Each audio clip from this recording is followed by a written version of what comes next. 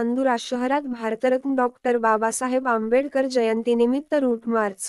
बुलढाणा जिल्ह्यातील नांदुरा शहरात येणाऱ्या भारतरत्न डॉक्टर बाबासाहेब आंबेडकर यांच्या जयंतीनिमित्त नांदुरा शहरात शांतता व सुव्यवस्था अबाधित राहावी या उद्देशाने पोलीस स्टेशनमार्फत रूट मार्चचे आयोजन करण्यात आले।